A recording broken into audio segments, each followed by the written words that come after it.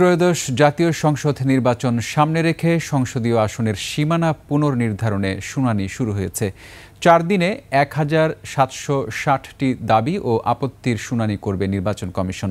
রোববার রাজধানীর আগারগাঁওয়ে সিইসির নেতৃত্বে 4 কমিশন সহ শুনানির প্রথম দিনে কুমিল্লা অঞ্চলের 18টি আসনের বিপরীতে 683টি দাবি ও আপত্তির শুনানি গ্রহণ করা হবে। দাবি আপত্তিগুলো শুনানি শেষে সীমানা নির্ধারণের চূড়ান্ত তালিকা প্রকাশ করবে নির্বাচন কমিশন। এ সময় প্রধান নির্বাচন কমিশনার বলেন, সুষ্ঠু নির্বাচনের স্বার্থে আইন অনুযায়ী সকল আপত্তি নিষ্পত্তি করা হবে।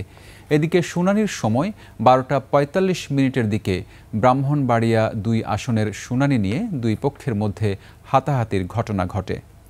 ন্যাচারাল ব্যাকটেরিয়ালাইসিসের সুরক্ষায় ফ্রেশ ও অ্যাক্টিভ সব সময়। এখন ধুলাবালি জীবাণু ঘাম ক্লিন বোল্ড রিমার্ক। যে সীমানা নির্ধারণ আইন 2021-এর আলোকে আমরা একটা খসড়া সীমানা নির্ধারণ পাবলিশ করেছি, প্রকাশ করেছি। তো এখানে অনেকে আমাদের কাছে ইতিপূর্বে অনেক দাবি আপত্তি জানিয়েছিল, সেগুলো বিবেচনায় নিয়েছি। আমরা অত্যন্ত পেশাদারিত্বের সাথে নিরপেক্ষভাবে কাজ করার চেষ্টা করেছি। আমরা অনেক এক্সপার্টদেরকে নিয়োগ দিয়েছিলাম এই কাজটা করার জন্য। এক্সপার্টদেরকে নিয়োগ দিয়ে তাদের সুপারিশ আমরা নিয়েছি। সবকিছু মিলিয়ে আমরা এই সীমানা নির্ধারণের খসড়াটা প্রকাশ করেছি।